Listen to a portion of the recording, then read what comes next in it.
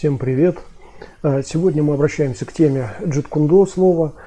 И эта тема в последнее время на нашем канале имеет некий резонанс, который, в принципе, получила, во-первых, благодаря массе видео, которые были предоставлены Дмитрием, который является инструктором Jeet Kune Do, инструктором Винь Чунь, инструктором Jeet Kune Do. Во-вторых, благодаря интервью с Дмитрием.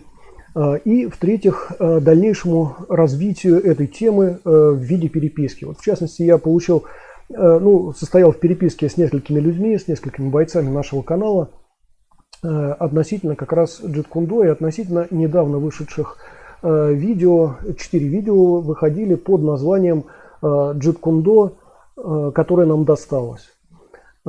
И, кстати, да, ссылка на первую часть этого видео можете посмотреть внизу, а соответственно, перейдя на эту первую часть, там будут ссылочки на другие части этого видео. И те, кто смотрел, отлично понимают, о чем я там говорил. Я не говорил о том, что Jeet Kune Do там никуда не годится, например, как некоторые писали, или что-нибудь подобное. Вообще не об этом речь шла. Речь шла просто о типичных ошибках людей, которые полагаются не на те источники информации, связанные, например, с Jeet Kune Do. На самом деле такая же история связана и с изучением любых боевых практик, в том числе традиционных китайских боевых искусств, например, да. Как бы информации много, информационных источников много, но большинство из них не подходят ни для личных тренировок, ни даже для представления о боевых искусствах тех или иных. История в том, что большое количество этих источников были написаны в такие годы и в таком формате, в которых невозможно было как-то по-другому, наверное, это представить. Ну, например, многие, наверное, помнят такую замечательную книгу, как «Входные ворота в Ушу». Замечательную в том смысле, что многие ее, наверное, заметили. Это книга, которая выходила там, я не помню, это какие-то 90-е, по-моему, годы, да, конец 90-х, наверное, не могу вспомнить точно. Но смысл такой, что она сделана, такая брошюрка, она сделана по-своему великолепно для того времени, вот, но не содержит никакой информации реальной. То есть почти ноль информации там. Достоверной, я имею в виду, нормальной там и прочее. То есть, если с нуля, например, по этой книге пытаться осваивать боевое искусство китайское, то, наверное, вы потерпите фиаско. В лучшем случае вы там укрепите какие-то суставы, немножко научите свой вестибулярный аппарат как-то более-менее функционировать, но в сущности это и все. А так же, как было издание многочисленных книг по карате, по, не знаю, там джиу-джитсу, по дзюдо были книги какие-то и так далее, но опять какие-то из них претендуют на большую какую-то весомость, какие-то на меньшую. И вот когда мы говорим о каких-то информационных потоках, связанных с Jeet Kune Do, например, где, казалось бы, соврать-то практически нечего. То есть там шаг влево, шаг вправо, вроде как на сегодняшний день считается это вообще уже не Jeet Kune Do, да? И тем не менее вот эти вот источники очень сильно привирают, если не сказать конкретно врут. Это достаточно трагическая, в общем, грустная ситуация, связанная с Jeet Kune Do. Еще раз, ребят, я не говорил о том, что Jeet Kune Do, которое вот мы сегодня знаем, что оно никуда не годится. Еще раз, для тех, кто неправильно понял, неправильно услышал и так далее, все в порядке с Jeet Kune Do. И с инструкторами Jeet Kune Do, и прочее, прочее, прочее. Речь просто идет о том, что нередко сами эти инструктора, ряд таких инструкторов, которые сами себя готовили, сами себя обучали, в частности, по книжке, например, по этому многотомнику Вэхары, вот, сами эти люди, собственно, подготовили себя так, как они себе представляли Jeet Kune Do, скорее всего, по фильмам, да, по фильмам с участием Брюса Ли. Одну секунду, Вася пишет: «Минасан коничева», и вам доброго дня. Микола Казак пишет: «Привет, а что не так с книгой Вэхары? Там оригинальные фото, которые для этой книги сделал Брюс. Она планировалась при жизни. Никаких разногласий с его заметками не заметил». Слушайте, знаете, я бы сейчас не хотел говорить о том, что уже сказано. Вот хотите, перейдите по ссылочке внизу и, соответственно, посмотрите все части видео, на которые я ссылался. Да? Там как раз очень много информации именно по книге Вэхары, например. Да? Там вы сами убедитесь в том, что все не совсем так, как обычно воспринимается теми, кто полагается, например, на эту книгу. Да? Окей. Так, Антон Рогов пишет: приветствую вас и вам доброго дня. Согласен, порой информация бывает крайне неточной и вводит в заблуждение. Тут уже возникает вопрос, а как именно отличить начинающему верную информацию от неверной? Очень хороший вопрос. В принципе, мы подобные вопросы разбирали. Давайте мы несколько позже вот как раз к этому вопросу вернемся. Наверняка мы будем так или иначе к нему обращаться. Но сейчас давайте конкретно вот Jeet Kune Do, ладно, если можно. Значит, а потом обязательно разберем этот вопрос. И это будет достаточно скоро, Антон. Так вот, значит, еще раз, с самого начала, еще раз объявляю, моя позиция по поводу Jeet Kune Do никак не поменялась и ничем ее не поменять. Все в порядке с Jeet Kune Do. Для тех, кто любит такие постспортивные компилированные практики, постспортивные и постбоевые, для тех Jeet Kune Do самое оно, и тут говорить не о чем. И понятно, что Jeet Kune Do это был такой прорывный достаточно момент в истории развития постспорта.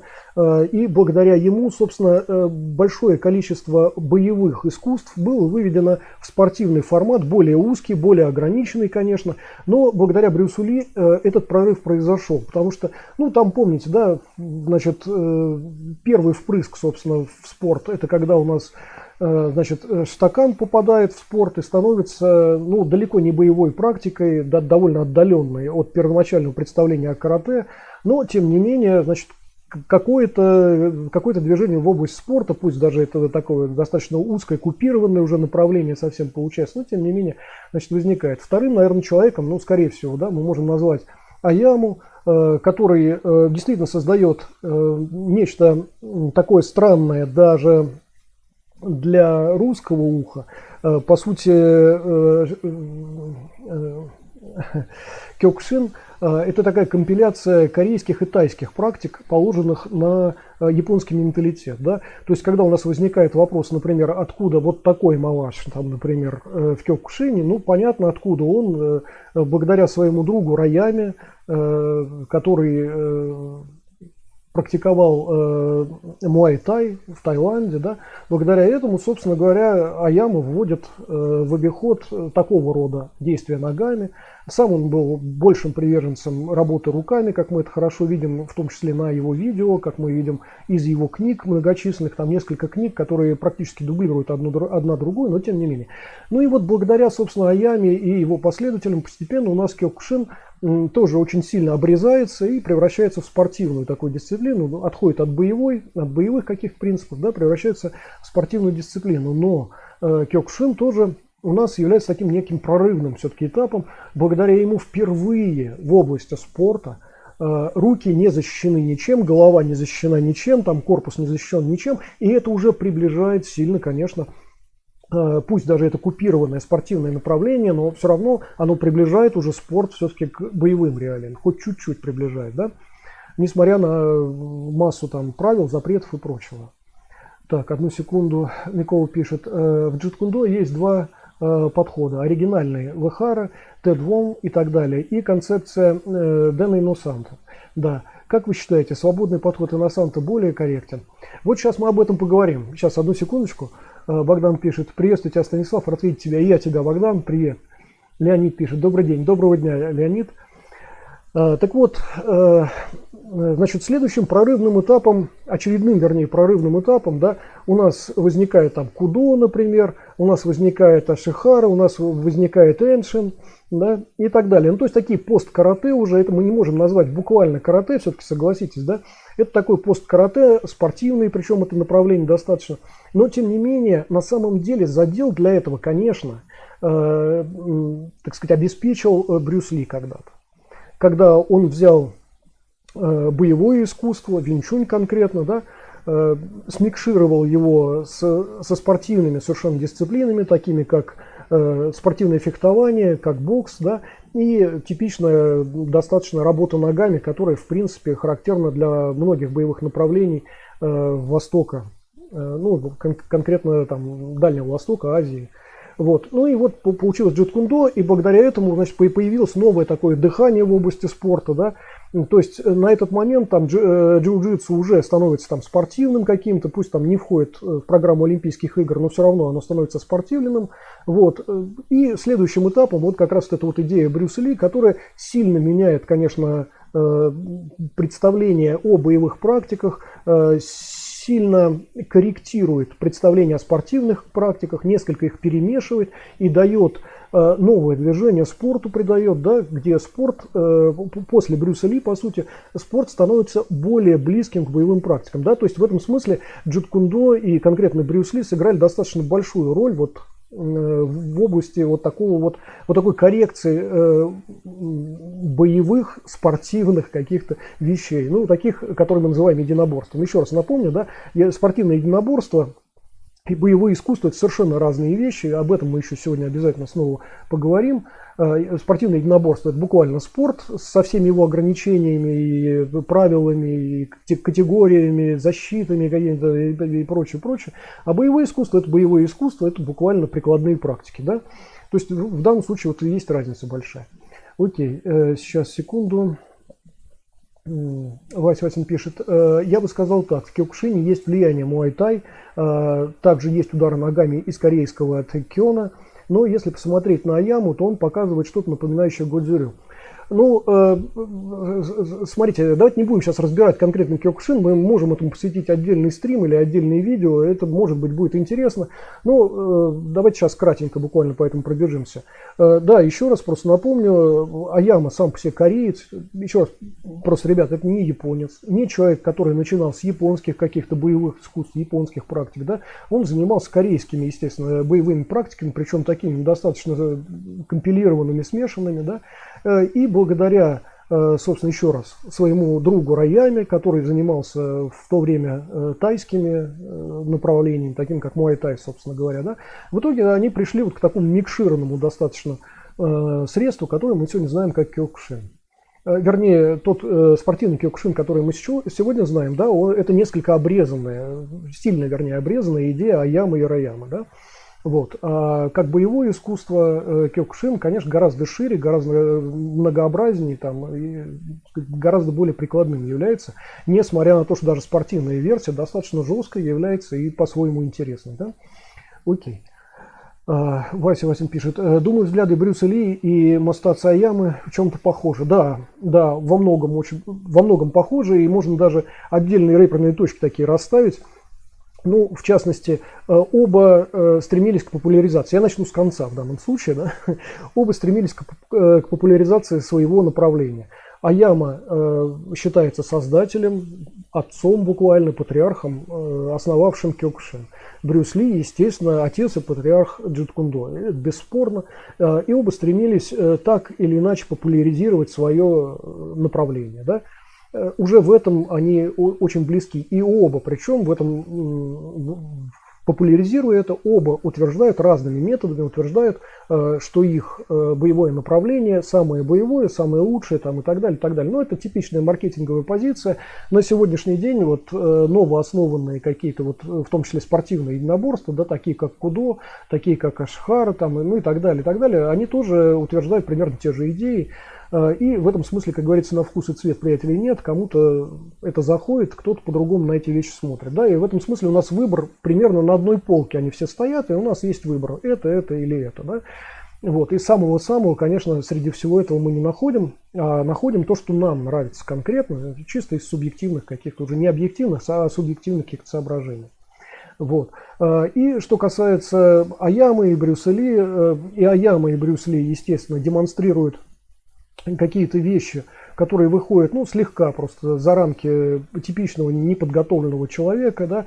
Многие, может быть, видели видео и фото Аямы, который сражается с бычком, ну, с небольшим бычком, тем не менее, значит, все-таки есть такая канитель. Есть еще спорное, сомнительное видео одного из учеников Аямы, который сражается с небольшим медведем, ну, скажем так, с подростком, с медвежонком там, да. Вот, причем явно не очень агрессивным, не очень активным, видимо, под транквилизаторами. Вот, ну и так далее. Ну, то есть такие вещи, где вот такая демонстрация происходит. Брюс Ли тоже проводит определенного рода демонстрации, участвует в каком-то, пусть небольшом каком-то количестве интервью и так далее. И в том числе, да, действительно, значит, делает зарисовки. Еще раз, он далеко не художник, зарисовки так себе. На сегодняшний день их просматривание, конечно, может вызывать улыбку. Там. Еще раз, ребята, он не учился в художественной школе. Он занимался совершенно другими вещами, поэтому ему простительно вполне там, делать какие-то зарисовки, в том числе для себя. Может быть, не для вас совсем, не для нас с вами. Да? Вот. Но, тем не менее, он действительно как-то фиксирует на бумаге. Мы знаем его учеников, которые в том числе говорят о том, что создание джиткундо проходило в том числе и в мучительных, в таких сомнениях и мучениях. Много было переформатировано по 200 раз там, и так далее, и так далее. То есть это был достаточно, в сущности, сложный процесс, который завершился тем, чем завершился. А именно, братцы, завершился разной степенью подготовки разных учеников Брюса Ли.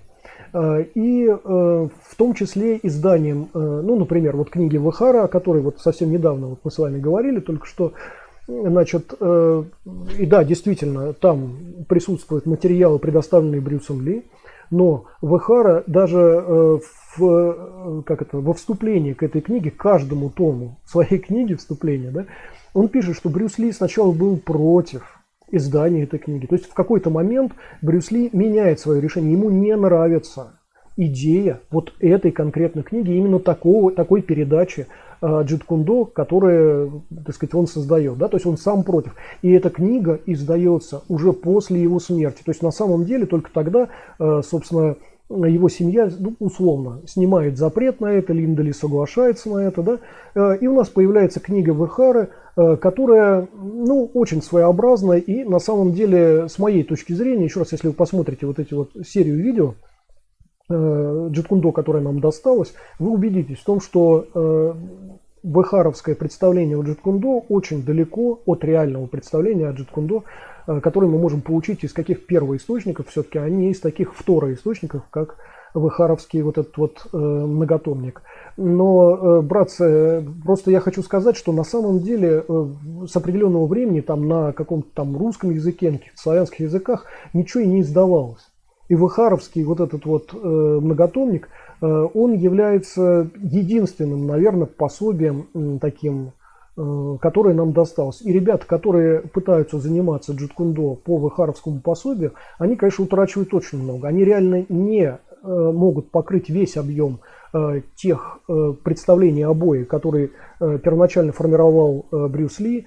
И на самом деле из его заметок и из других источников мы находим, что джиткундо гораздо шире, намного шире, чем два притопа и три прихлопа, которые содержатся в книге Вэхара. А там действительно очень мало ребят содержится, и это далеко не все, наверное, 10-я часть того, что первоначально, значит, Брюс Ли выделил для своей дисциплины, для такой, которую мы сегодня обсуждаем, для джиткундо. Так, одну секундочку. Так, Леонид пишет, а какой тэккён? Старый или новый? Ведь в старом тэккёне выше головы не били, получается, Аяма изучал новый тэккён. Ребят, еще раз, Аяма первоначально, ребят, посмотрите внимательно просто на материалы, которые вы хотя бы где-то в сети можете найти об Аяме.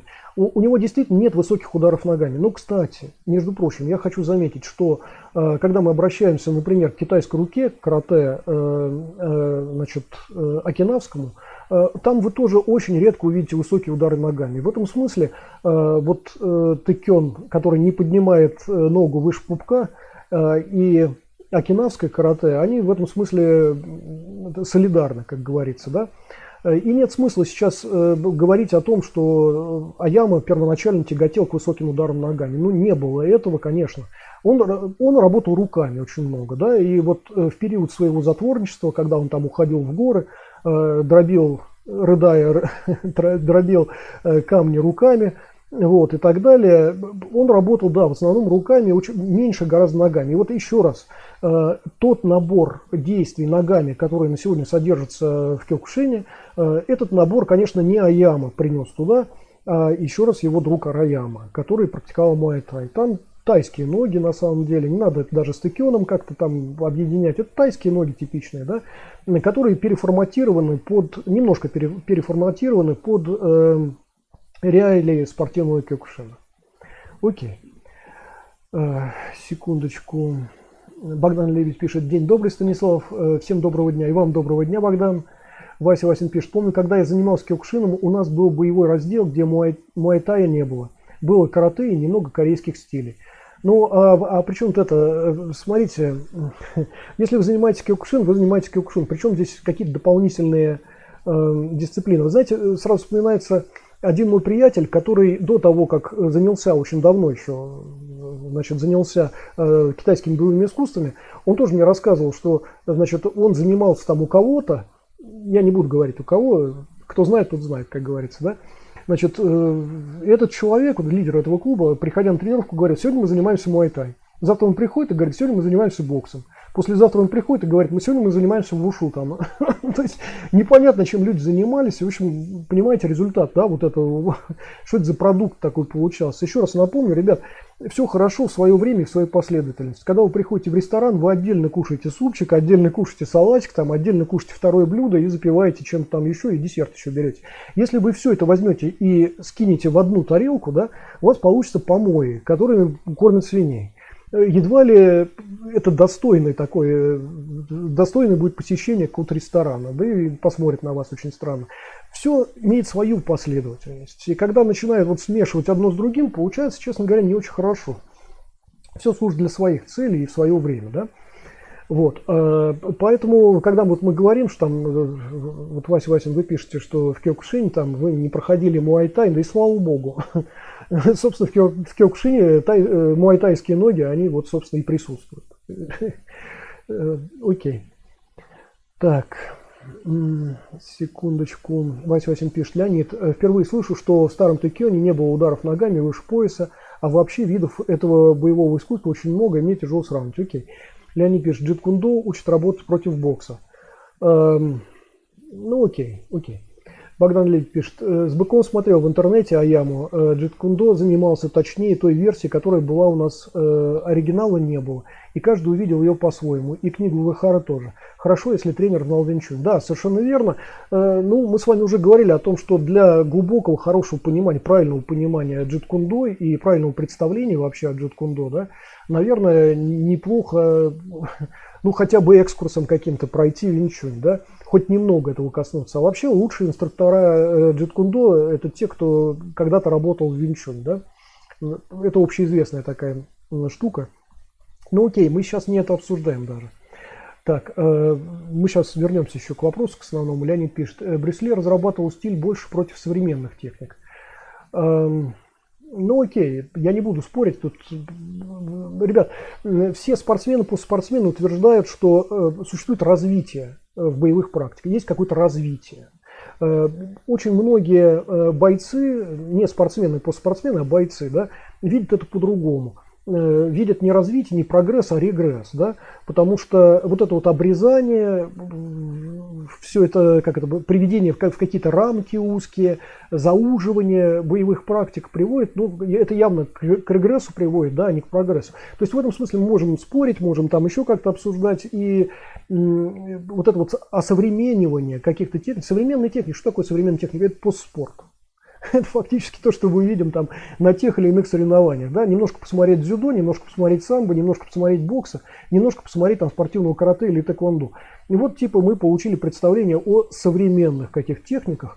Еще раз напомню, вот эти современные техники, которые мы рассматриваем, это очень обрезанные, очень купированные боевые техники. Да? То есть лишены боевого смысла, боевых техник, да? Оставлены самые такие невинные техники.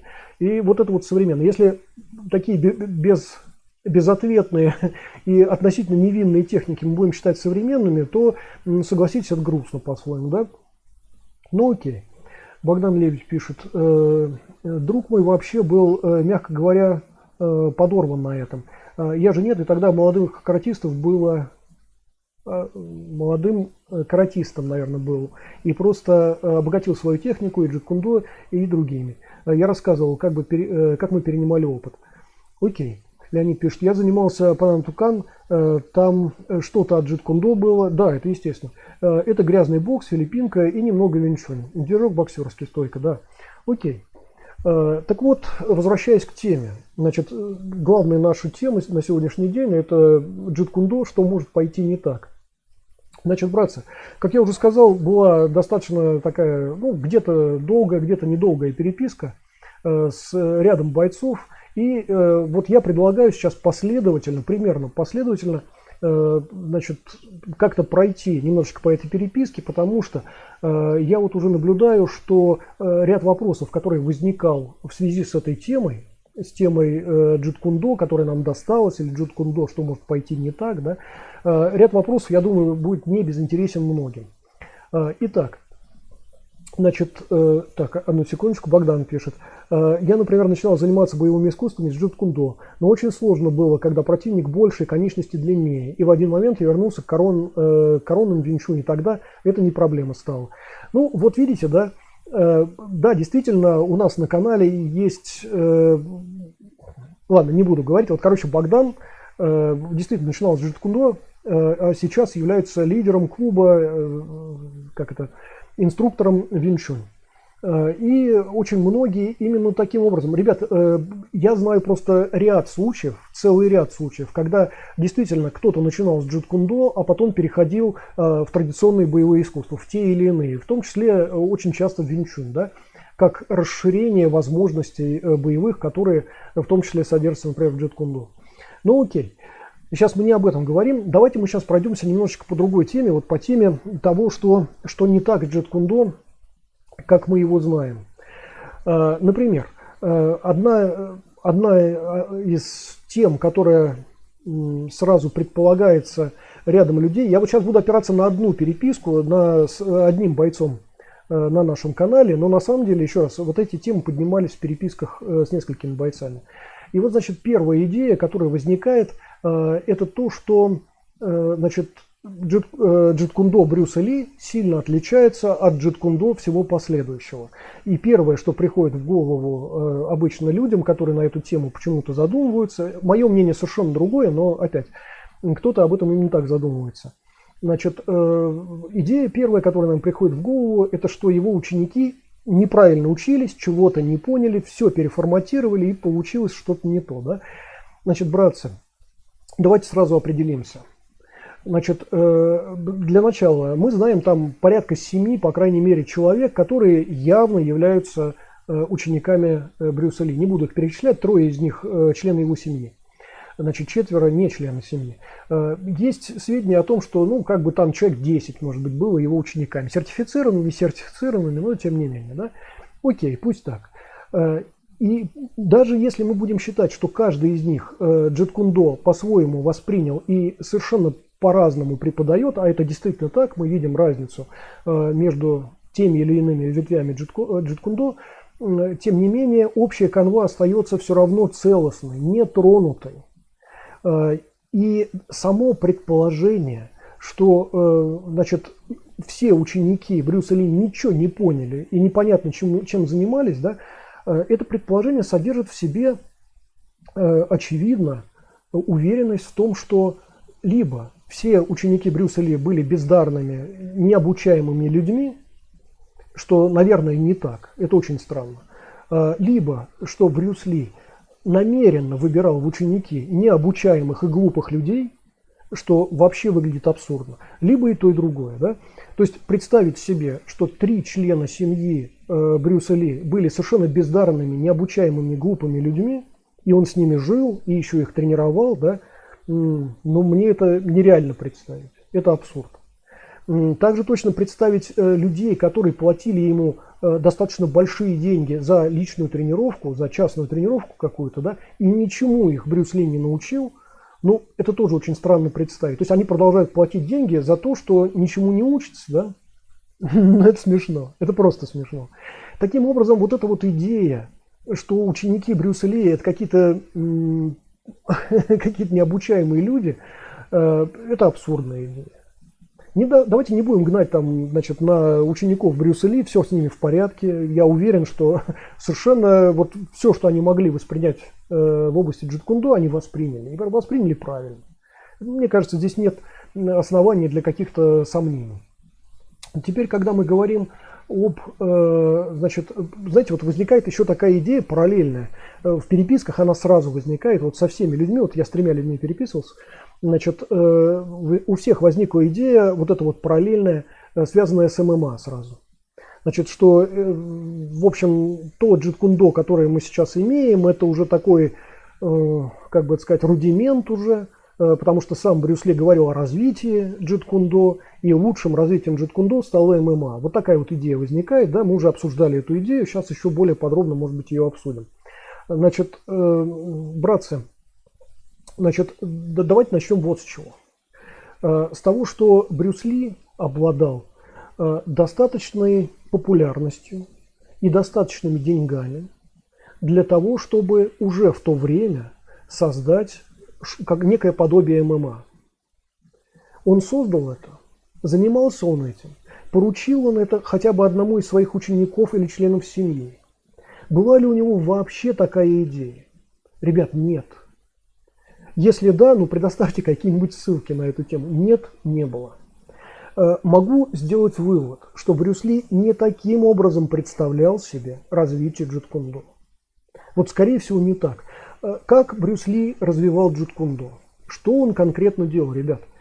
Он популяризировал джит-кундо и, по сути, популяризировал традиционные китайские боевые искусства через кинематограф. Вот чем он занимался. В этом кинематографе он демонстрировал что-то, выходящее за рамки джит-кундо, как мы его знаем? Нет. Наоборот, там более узкие были рамки. Те рамки, которые мы фактически наблюдаем в книге Вэхара. Сам Брюс Ли занимался более широкими вещами, да? И в этом смысле даже вот это вот такое, когда Брюс Ли бустил джит-кундо, бустил боевые искусства для Запада, все равно, согласитесь, он нигде не намекает на какой-то формат, похожий на ММА. Хорошо. Дальше. Когда демонстрации мы видим Брюса Ли, их немного, но они засняты, да? Когда мы видим вот эту вот известную демонстрацию, когда он показывает там удар на 1 дюйм, в котором все уже знают, да, ничего особенного, собственно, нет, легко реализуемая вещь. Когда он демонстрирует там еще какие-то условные достаточно бои и так далее. Демонстрирует он что-нибудь похожее на ММА? Нет. Он опять демонстрирует путь опережающего кулака, буквально ту идею, которую он заложил в джит-кундо. Он показывает, насколько быстрым он может быть, за счет чего он становится быстрым и как это работает с технической точки зрения. Вот вся его демонстрация. Когда он начинает обучать своих учеников, пусть немногочисленных, есть хоть какой-то, хоть где-то какой-то заход на то, что мы представляем сегодня как ММА. То есть на ограничения по правилам, например, на какие-то условности, на работу только с одним противником и прочее, прочее. Есть такой заход? Нет. Посмотрите на учеников Брюса Ли. Посмотрите в YouTube, найдите, например, видео с ними, там, их очень много, просто громадное количество. Да? Что мы видим? Совершенно обратную ситуацию, совершенно обратная ситуация тому, что мы видим в ММА. Да? То есть нет оспортивленности, есть достаточно жесткие вещи, которые запрещены в ММА. Есть скоростные решения, которые не реализуются в ММА в силу определенных причин, в силу определенной подготовки, значит, спортсменов ММА, которые затачиваются под определенный формат. И скоростные возможности бойцов ММА мы можем, конечно, сейчас там сравнивать, насколько долей секундочек они там опаздывают за Брюсом Ли, например, или за теми, кто практикует сегодня джит-кундо. Может, кто-то из нас сейчас практикует джит-кундо, например. Да? Мы можем об этом говорить, но не в этом дело. Дело в техническом подходе. В том, что у Брюса Ли и в джит-кундо обеспечивают скоростные характеристики. И в том, что обеспечивает скоростные характеристики в ММА. Приглядитесь внимательно, пожалуйста. Посмотрите, что там работает на скорости, что там работает на скорости. Это совершенно разные подходы, вообще разные подходы. И в этом смысле, опять в ММА мы даже технически ничего не наблюдаем. То есть в этом смысле не надо думать, что ММА это развитие идеи Брюса Ли. Не видим мы это. Дальше двигаемся. Даже не в этом дело. А в том, что... Ну, давайте еще раз, просто я повторю, что арсенал джит-кундо явно шире арсенала ММА. Вот уже это должно говорить о том, что ММА не развитие идеи Брюса Ли. А если уж говорить о каком-то развитии, то скорее ММА это обрезание идеи Брюса Ли. Вот прям обрезание, да? Значит, теперь по поводу идеи Брюса Ли как приспосабливаемости и свободы. Помните, да, такую идею, которая заложена в его теоретической концепции и потом реализуется в качестве технического арсенала джит-кундо, да? Вот эту вот приспосабливаемость и свободу, которую он реализует, ну, собственно, Брюс Ли реализует и его последователи, как технический набор определенного рода. Причем этот технический набор, на секундочку, включает, еще раз, не два притопа, три прихлопа, которые он демонстрирует в Эхара в своей книге, а включает в себя в том числе и борцовские техники, которых мы не видим в книге Эхара, например, и не увидим. Значит, включает в себя работу головой, локтями, коленями, которую мы тоже не увидим в книге Эхара. Тем не менее, значит, у последователей Брюса Ли, и у его учеников, и в стоящих клубах джит-кундо мы это видим, естественно, это вполне нормально. Потом защитные техники, которые мы видим, те бедные защитные техники, которые мы видим в ММА или в книге Эхара, например, да, беднейший арсенал. Значит, арсенал, который прилагает Брюс Ли, он тоже не слишком широкий, защитный арсенал, но он явно раз в 10, наверное, шире того, что предлагает Эхара и того, что мы видим в ММА. Опять вот такая вот история очень интересная, да? Не говоря уже еще раз про экипировку, про правила там и прочее, что, в общем, не очень совмещается с идеей Брюса Ли, кроме одного единственного, того, что на своих демонстрациях он постоянно использует перчатки некие, да, и его последователи потом для тренировочных целей тоже используют перчатки, а некоторые шлемы, да. Ну, это более-менее немножечко там объединяет вот эти вот идеи. А больше, в общем-то, ничего. Одну секундочку.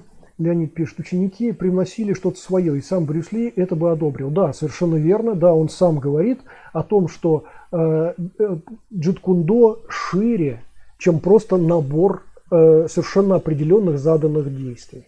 Он говорит о том, что каждый человек сам должен реализовать себя. И когда он реализует себя, это и будет джит-кундо, по сути, да?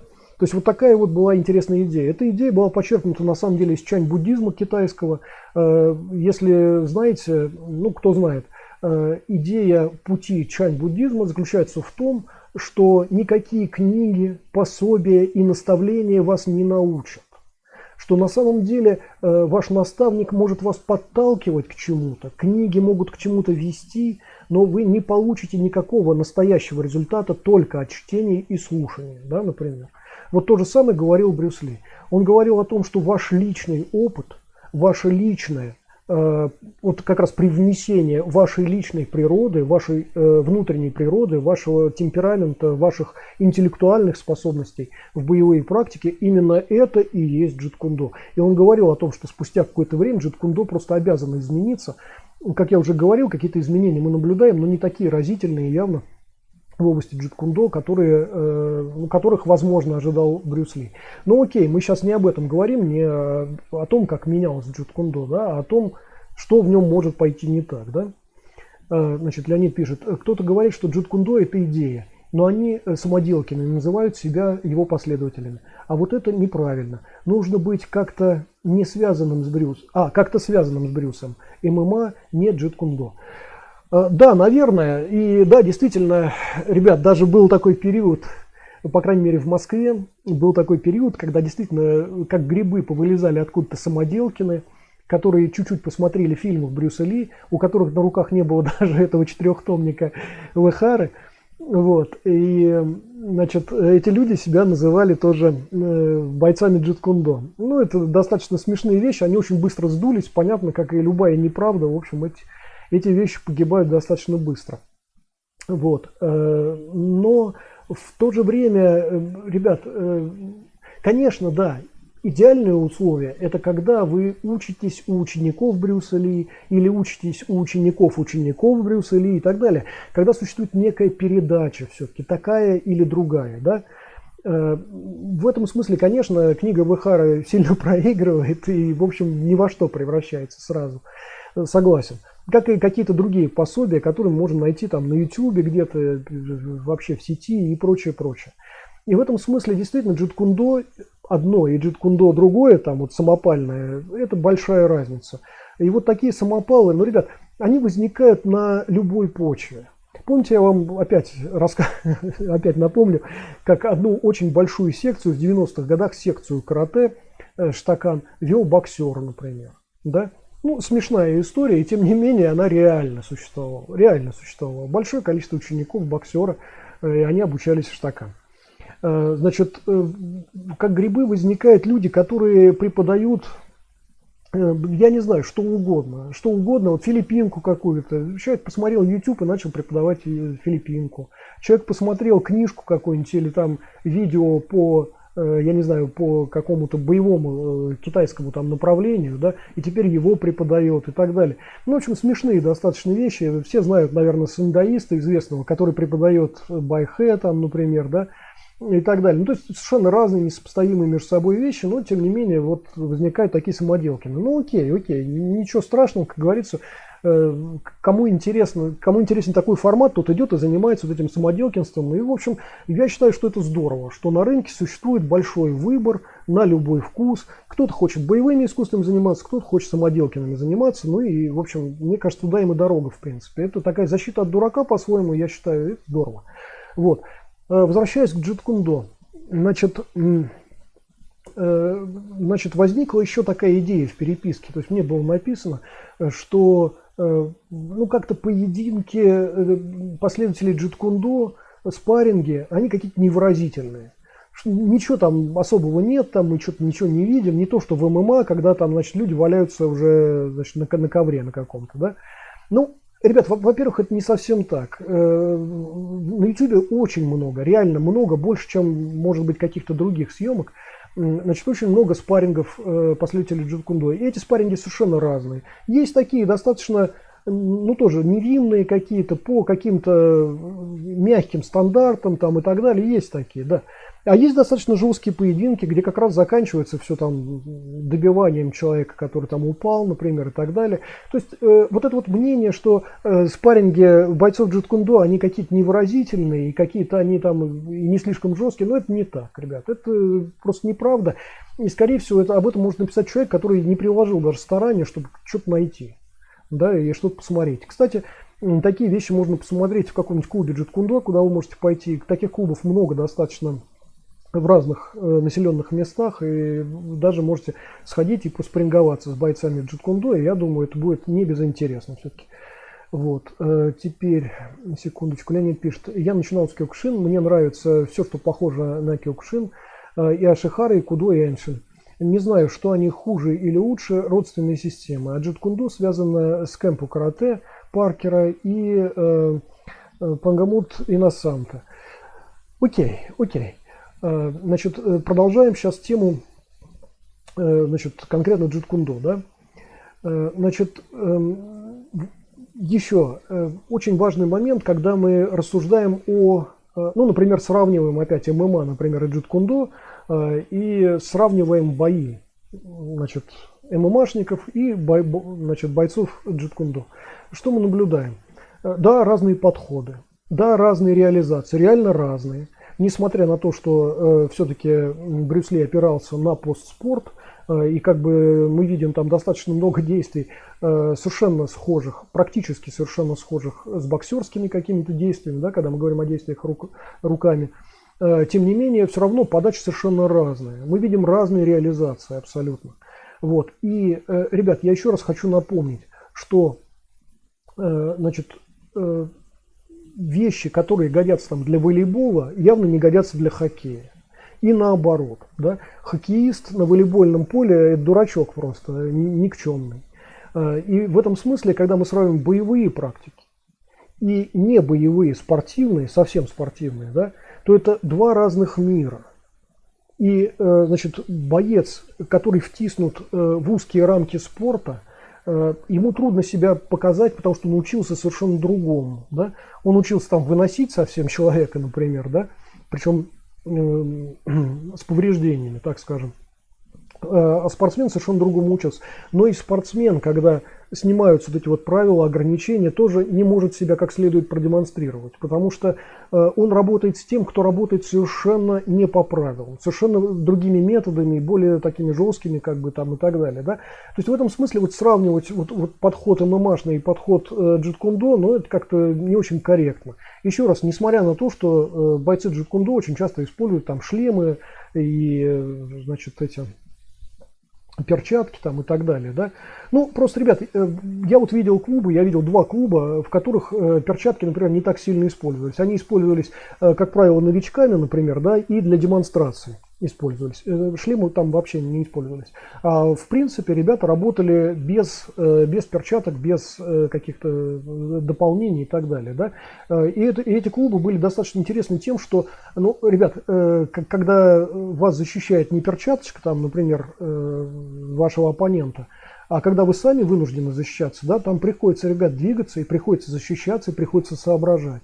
Вот, эти ребята действительно, вот они к бою были ближе гораздо, чем те, кто в перчатках, например, практиковал. Но это тоже было джит-кундо. Да, оно было более реализованным, более боевым, более прикладным, но вот джит-кундо тоже.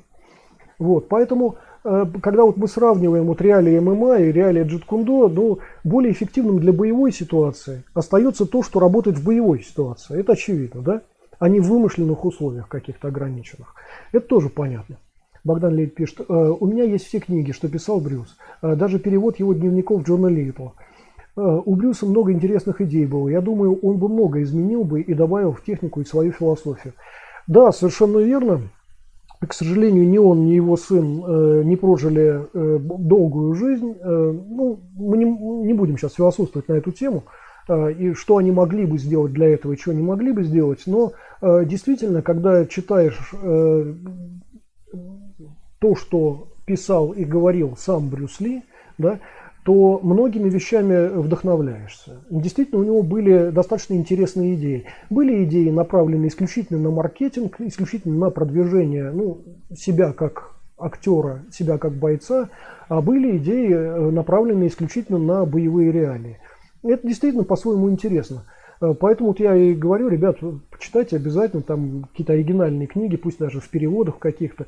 Вот «Путь опережающего кулака» – это книга, которую вот я, например, перечитываю, ну, наверное, раз там в 5 лет, например. Как-то вот у меня возникает такой позыв, и я перечитываю, да, действительно эту книгу, причем очень люблю ее начало и ее заключение. Вот там средняя часть, например, мне не очень нравится. Вот. А там, где действительно по-настоящему интересные широкие взгляды, значит, предлагает Брюс Ли, мне это очень интересно. И тем более становится несколько странно и сомнительно, почему эти взгляды не реализуются так, как предлагал это делать Брюс Ли. Да? То есть почему, значит, последователи Брюса Ли нередко, еще раз, я не говорю обо всех, я не говорю о его личных учениках, я говорю о некоторых клубах джит-кундо, которые, например, я сам видел, да, почему в этих клубах, например, все держатся какого-то очень узкого стандарта, фактически слизанного с фильмов Брюса Ли даже, из Вихаровского учебника, а не с того, что сам Брюс Ли писал, и сам предлагал, и сам зарисовывал там, и так далее, и так далее. Да, вот это вот почему-то игнорируется, да? Хотя это и есть настоящее наследие Брюса Ли. Ну окей. Значит, и опять вот продолжая там идею, значит, того, что ММА якобы является там продолжением идеи Брюса Ли, вот продолжая эту тему, еще одно просто короткое вкрапление. Вот особенные сомнения какие-то вызывает недоговаривание правды, которое так или иначе прослеживается в ММА, ребят. Ну вот это вот, что ММА, например, бой без правил. Ну это неправда, все хорошо знают, что там большое количество правил, да. И, значит, вот эта вот сама идея, что то, что ограничено правилами, называют боем без правил, понимаете, да, это такая вот ложь. Просто я прожил в то время, когда вот этой коммунистической лжи было очень много, когда говорили, что самая лучшая жизнь это в коммунистическом обществе, а как только ты выезжаешь, например, за пределы коммунистического общества, то оказывается, что там настоящая хорошая жизнь, а возвращаешься ты не пойми куда, да. То есть я вот получил эту прививку, этот иммунитет от лжи. И когда я вижу, что белое называют черным, а черное белым, конечно, так сказать, я мимо этого пройти не могу. И в данном случае, когда вот ММА называют боем без правил, ну, понятно, что мне это режет слух. Я не знаю, как вот вы это воспринимаете, например, те, кто видит сейчас, смотрит этот стрим. Но для меня это вот явная неправда, ну прям большая ложь такая, да. Или, например, вот эта вот аббревиатура ММА, да, Mixed Martial Arts. Ну, вообще, ребят, начнем с того, что боевым искусством ММА не назвать уже по причине, вот, которые я назвал, да, и, о которых мы говорили, там экипировка, правила, там и прочие ограничения какие-то, прочее. То есть это не боевое искусство, еще раз, это постспорт. Значит, то, что назвали их микшированными, смешанными боевыми искусствами. Ребят, боевое искусство, как таковое, оно уже является микшированным. Мы уже говорили с вами, что разделы боевого искусства, их около 3 десятков. В том числе это и борьба лежа, это и борцовские, значит, какие-то техники, и, значит, техники, которые выполняются лежа, стоя, сидя, я не знаю, в прыжках там, и так далее. Да? Это и работа с захватами, и умение перезахватывать и использовать захваты противника. Это и атакующие действия, и подсечки, и прыжковые атакующие действия, и защитные действия, и действия по тактике, и стратегии, по перемещениям и так далее. То есть, на самом деле, здесь очень много разделов. Громадное количество. И причем в боевых искусствах обязательно в качестве определенного раздела рассматривается работа против вооруженного противника, рассматривается работа против нескольких противников, работа в ограниченном пространстве. То есть то, чего нет в ММА. И в этом смысле ММА боевым искусством вообще назвать нельзя. Еще раз, это чисто маркетинговое такое вкрапление, которое является тоже, ну, такой большой ложью, в принципе, да. То есть в этом смысле вот рассматривать ММА как продолжение идей Брюса Ли, ну это как-то себя не уважать, мне кажется. Еще раз, я ничего не имею против ММА. Отличная схема для тех, кому нравится такой формат, для тех, кому нравится заниматься таким постспортом. Вот. Кому-то нравятся шашки, кому-то гребли на байдарках. Не надо, конечно, говорить, что там одно плохо, а другое хорошо, да? Каждому свое, каждый находит что-то свое. Все замечательно, но просто не надо шашки называть активным видом спорта, например. Так же, как и ММА, не надо называть боевым искусством. Ну, просто того не стоит. Вот это ложь просто, да, явная. Так, секундочку. Богдан Лебедь пишет. Брюс много не для ММА сделал, мое мнение, а для бодибилдинга точно. Да, совершенно верно. Куча фоток и комплексов для мышц. Его можно понять, для кино ему нужно было выглядеть специфически. Да, совершенно верно. Тощий китаец, субтильный, не очень большого росточка, как киноактер даже не очень смотрится, правда? И, конечно, он, да, демонстрировал мышечную такую работу. Опять почему? Ну, потому что западный рынок это любит. Западный рынок формировался, ребят, еще со времен античности. И если помните, идеалы мужского тела и женского тела были заложены еще древними греками и римлянами. По сути, такими идеалами является, значит, Геркулес как тяжелоатлет такой, Аполлон как легкоатлет, легкоатлетическое такое тело, Венера и Афродита как символы женской красоты, например, да. Ну вот, собственно, и все. И история красоты и история искусства так или иначе у нас пересекается с античными временами, оттуда берет начало, и западный пользователь именно это любит. Когда мы, кстати, говорим о восточном пользователе, то ощущение красоты мужского и женского тела, представление о такой красоте там совершенно другое. Не говорю, что диаметрально противоположное, но другое. Например, я не знаю, знаете ли вы или не знаете, значит, вот такое условно пивное пузико, которое для нас кажется чем-то отталкивающим и явно не к красоте ведущим, да? Значит, например, для китайцев это не то чтобы красота, но некий стандарт важный для жизни. И если вы видели, например, изображение Будды Майтрея, он тоже с таким пузиком, как бы, да. А знаете почему? Потому что вот это вот выпирающее немножечко пузо у китайцев означает хороший уровень жизни просто. Что вы кушаете хорошо, что вы ведете хороший, нормальный образ жизни, а не тощими людьми являетесь, да. То есть в этом смысле подход к мужскому телу там совершенно другой уже мы видим, да. Хотя, конечно, мы наблюдаем там, значит, ряд людей, которые тоже обращаются к бодибилдингу, например. Китайские спортсмены далеко не с животами и так далее, это все понятно. Но в том-то и штука, что спортивное сложение и представление о красоте – это разные вещи. Реально разные. Вот обратитесь, например, хотя бы к, ну не знаю, изобразительному искусству. И вы увидите большое количество пышных тел, которые в определенное время так или иначе являются стандартами, например, женской красоты. И это далеко не спортивные тела, да? Ну вот хотя бы так. Окей, дальше идем. Леонид пишет, Брюс многое сделал. Так, пропало, к сожалению. Леонид, вы удалили, да? Ну окей. Богдан Левич пишет, Брюс сделал много вообще для китайских боевых искусств, а благодаря ему мир вообще узнал о Винь Чунь, ну и само собой прославил Ип Мана. Да, совершенно верно. В этом смысле заслуга Брюса Ли просто неоценима совершенно благодаря ему и только ему, по сути, боевые искусства китайские и вообще дальневосточные занимают свое выгодное положение среди того немногого выбора, который был на Западе. Выбор на Западе действительно был очень маленьким. Давайте я даже не про Запад, еще раз просто напомню про Савдепию. Как это было в советское время, я уже говорил.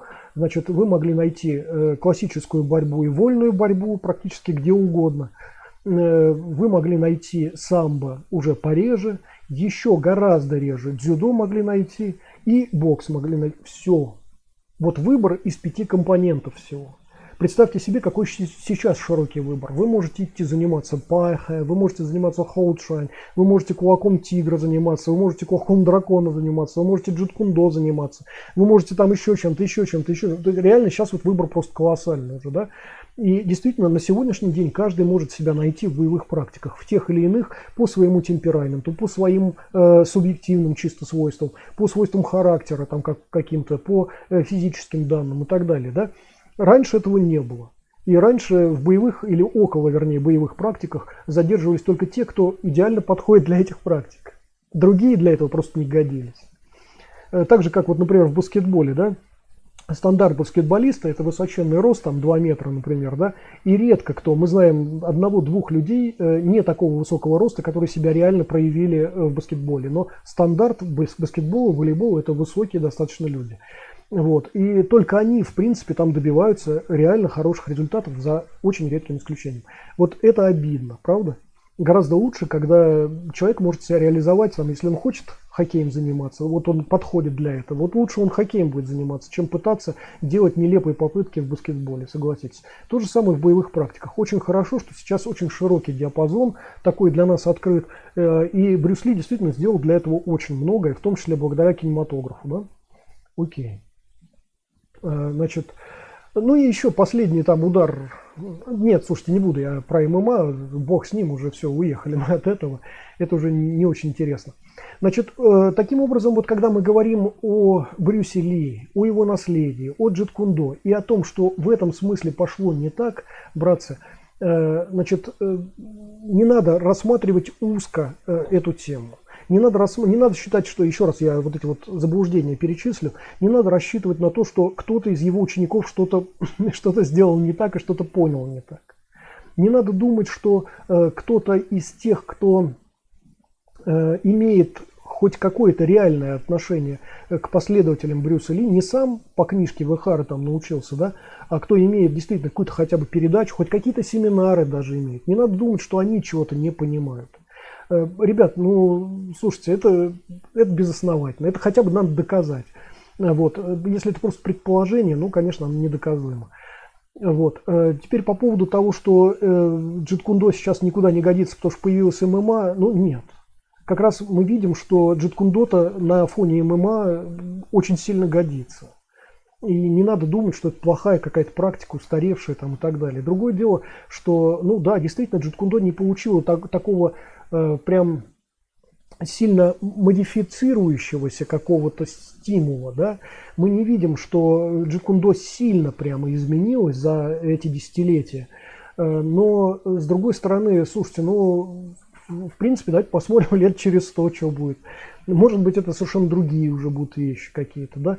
И так далее. То есть в этом смысле не надо говорить, что джиткундо там не годится, и Брюс Ли вообще имел что-то другое в виду и так далее. Ну, не совсем другое, да, его идеи были гораздо шире, чем те, которые мы сегодня можем наблюдать где-то, в каких-то реализациях джиткундо, например. Но в то же время, ребят, вот эта вот идея, например, вычищения ненужного, вычищение слишком отягощающего из боевых техник. Эта идея, в принципе, она неплоха, именно когда мы говорим об опережении. Еще раз напомню, джиткундо – это путь опережающего кулака. И когда вы делаете ставку в первую очередь на скорость, в первую очередь на то, что ваш противник начинает атаку, но не успевает ее завершить, а уже, так сказать, вы ее завершили, да? То есть вот такая вот идея, например, идея обмана и финтов, которые Брюсом Ли почерпываются из бокса, но реализуются уже по-другому, реализуются во многом так, как это выглядит, например, в Винг Чунь, да, вот эти вот идеи, они, конечно, куда шире, чем какие-то другие постспортивные практики. Я еще раз напомню, что, например, когда мы говорим о каком-то постспорте, мы не видим таких реализаций, еще раз, которые Брюс Ли демонстрирует, да, помимо атак, которые он выполняет пальцами, на секундочку, да, которых мы не увидим в каких-то постспортивных реализациях. А эти атаки, они существенные, они очень прикладными являются, если, конечно, вы умеете этим пользоваться. Другое дело, что Брюс Ли демонстрирует один единственный способ, ну, вернее, 3 способа атаки пальцами, но они примерно одинаковые, да, все эти способы, вот все помнят, да, эти вещи. Вот. Конечно, работа пальцами куда шире, она включает в себя, там, мне кажется, порядка сотни различных вариаций элементов, но Брюс Ли вот выбрал там 1-3, там, условно говоря, каких-то варианта. Никто не мешает вам использовать какие-то другие варианты, да. То есть в этом смысле он никого не ограничивал. Атаки в пах, которые явно выводят, значит, джиткундо за пределы спортивных норм. Атаки в горло, атаки в колени, в связки, в коленные суставы, да, и так далее. То есть это то, что явно находится за пределами уже спорта, например. Это то, что явно, ну, как-то приближает там постспорт к боевым реалиям и так далее, да. Это, конечно, мы не можем сравнивать вот просто с такими спортивными вещами, которые там, ну, например, там ММА представляет из себя там или еще что-то подобное и так далее, да. Кроме того, еще раз я, ребята, рекомендую почитать, что именно в своих разделах джиткундо предлагал Брюс Ли. Сейчас просто у меня нет желания вот это вот все поднимать и вычитывать. Ребят, там очень много разделов он предлагает. Это не 2 притопа и 3 прихлопа ВХаровских и не 2 притопа, 3 прихлопа ММАшных. Совершенно другие вещи. Это достаточно такие прикладные, достаточно боевые вещи, в том числе содержались в том, что он называл джиткундо. В том, что он выделил для джиткундо. И те демонстрации, которые мы видим на YouTube, те нищие, буквально маленькие демонстрации, где он демонстрирует очень мало, он буквально демонстрирует там пару действий каких-то, да, не надо считать, что это и есть реализация джиткундо. 2 действия, 2 притопа, 3 прихлопа, это не джиткундо, конечно. Это просто, ну, некая демонстрация, допустим. Или те немногие действия, которые он демонстрирует в фильмах, понятно, что это еще далеко не джиткундо, это просто отдельные действия опять, да. То есть, ну, примерно таким же образом, например, мы можем смотреть какой-нибудь фильм про, не знаю, про что, про волейбол или там, я не знаю, про шахматы, где нам показывают 2-3 хода. Вот, например, все знают замечательную экранизацию фильма, вернее, книги Ильфа и Петрова «12 стульев», где Остап Бендер играет шахматную партию, да. Все помнят, что там демонстрируют в качестве вот ходов каких-то. Мы видим Е2, Е4, которые там выполняют, значит, Остап Бендер, и на основании этого мы не можем утверждать, что это и есть реализация идеи шахмат. Согласитесь. Понимаете, да? То есть вот эта вот узость того кругозора, которые почерпываются не очень сведущими людьми из интернета, из Ютуба, не говорит о том, что вот это вот узкое представление и есть джиткундо. Нет, это далеко не так. Джиткундо, конечно, гораздо шире. И оно не сводится к 1-2 действиям, или к 3, или даже к 5 на самом деле. Вот. И вот это вот вычищение ненужного, так как это делал Брюс Ли, не означает, что любой последователь джиткундо должен тоже отбросить то же, что отбросил там Брюс Ли, например. Да? Еще раз напомню, просто это вопрос и вашей психики, вашего характера, вашего темперамента, ваших физических данных каких-то и так далее. Да? И то, что там боковой на скользящем шаге, например, выполняется этот сайд-кик, выполняется всеми практически последователями джиткундо и является одной из визитных карточек джиткундо. Ну да, это правда, Это очень легкий просто элемент, легко исполняемый и неплохо достаточно заходящий людям не слишком хорошо подготовленным, спарринг-партнерам, я имею в виду, оппонентам, да. Вот. Но в то же время, когда мы видим атакующие действия там другого несколько характера, да, кому-то они не зайдут, а кому-то зайдут какие-то другие, да, тоже такая вот история. И в этом смысле Джит Кун До, он более открыт, более свободен, чем какие-то постспортивные практики. И то, что мы не видим там таких вот сильных изменений на сегодняшний день, но это не говорит о том, что Джит Кун До застопорился. Ну, может, где-то он остановился там в своем каком-то развитии, да, это не значит, что бойцы остановились в своем развитии, им всегда есть чем заняться. Вот. Но Джит Кун До, например, ну, где-то может представлять собой некую тупиковую ветвь, как и тупиковые ветви каких-то, в том числе боевых направлений, стандартных таких и классических и так далее, да. Вот. Но есть какие-то ветви, которые имеют какое-то развитие, еще дополнение какое-то и прочее, да. Вот. В этом смысле, вот помните, например, я все время привожу в пример вот эту вот странную историю, например, от Сины к Инджао. Те, кто видели там на YouTube, что такое Сины, я думаю, вы обратите внимание на то, что это совершенно не похоже на типичный Инджао, да? И тем не менее, это вот генезис был именно такой, вот Сины, значит, формирует Фанзи Чуань формирует Инджао Фанзи, и потом формируется Инджао, например, как мы его знаем, да? Вот совершенно две уже не похожие такие боевые дисциплины, и тем не менее одно является прародителем другого, да? Вот такое вот развитие какое-то, какая-то модификация там приводит к совершенно другим вещам. Конечно, в Джит Кун До мы сейчас этого не видим. Но еще раз, ребят, может там пройдет 100-200 лет, и мы это увидим, если Джит Кун До будет живо. А скорее всего так оно и будет. Ну, я так предполагаю. Окей. Значит, братцы, вот в сущности пока все, что я хотел обсудить по поводу Джит Кун До. Еще раз, ребят, кому интересно, что именно я имею в виду по поводу книг Вэхары, что именно я имею в виду, значит, по поводу Джит Кун До, которое нам досталось. Ребят, перейдите по ссылочке внизу, вы увидите, значит, первое видео вот этой вот серии Джит Кун До, которое нам досталось, и можете там увидеть еще ссылочки на последующие все. Вот, и посмотреть уже в оригинале большие видео, которые были как раз сделаны для того, чтобы показать, что не так с отдельными рукавами Джит Кун До. Да? Я вот только об этом говорил. Еще раз, я не качу бочки на Джит Кун До как таковое. Да? Окей. Просто хочу, чтобы всем было понятно, где правда, где вымысел. И все это я, безусловно, аргументирую в этих видео. То есть это не домыслы мои, а это с аргументацией, со ссылками на действия и идеи Брюса Ли, на его цитаты в том числе и так далее. Вы в этом можете убедиться. Окей. И, братцы, да, кстати, вот, совершенно забыл, короткое буквально объявление под конец. Значит, уже делается серия видео, связанных с медитацией. Эта серия называется «От релаксации к медитации». Еще раз просто напоминаю, что то, что часто называется в сети медитация, это вообще не медитация, ребят, это называется релаксация.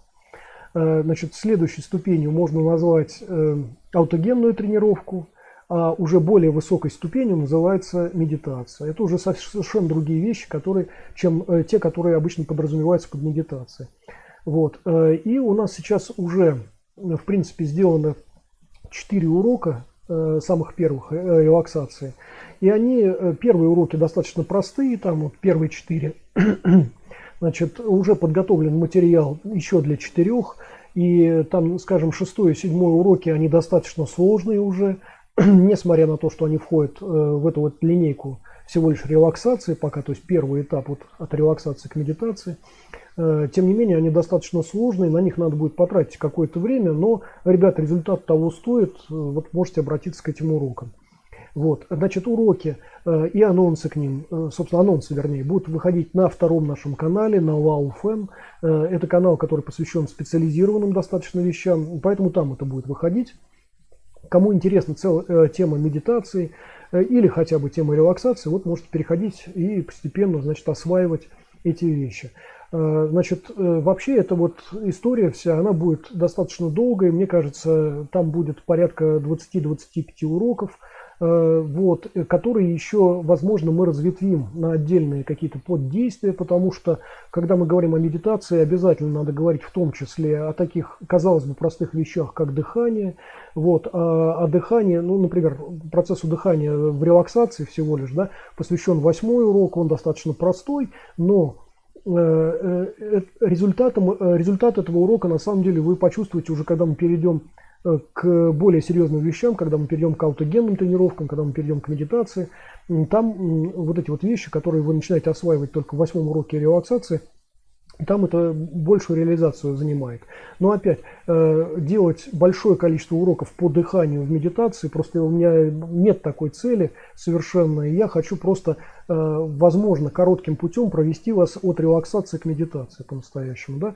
Вот. И еще раз напомню, что релаксация, да, действительно, она является важным компонентом, первым шажочком для медитации. Без нее медитацию осваивать вообще нет никакого смысла, и это нереально. Потому что именно на базе релаксации, вот на этих базовых уроках, мы учимся таким понятиям, как ваше внутреннее зрение, такая элементарная достаточно вещь, да.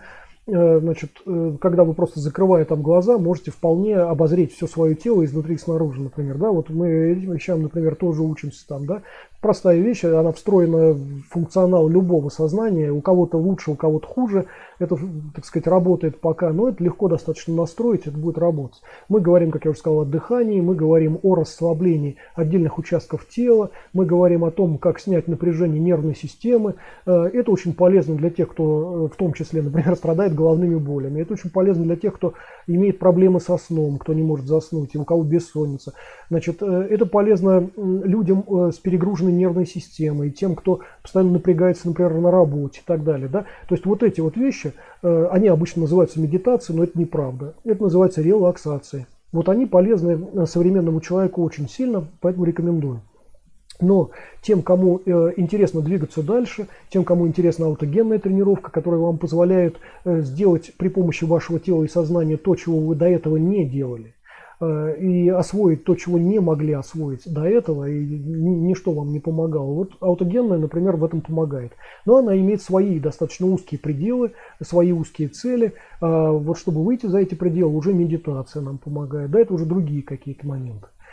Вот пока все, что хотел сказать по этому поводу. Еще раз напомню, что вот эта вот история, связанная с, значит, вот, от релаксации к медитации, это будет выходить на нашем втором канале на Wowfm, ссылка внизу на этот канал. Всем спасибо большое за участие в этом стриме. Не забываем подписываться, делиться, ставить лайки, писать комментарии, жать колокольчик, чтобы ничего не пропустить. Переходить по ссылкам внизу и на плейлисты нашего канала, где вам легче будет сориентироваться в тех темах в области боевых искусств, которые вас интересуют. Я вам желаю хороших тренировок и до скорых встреч.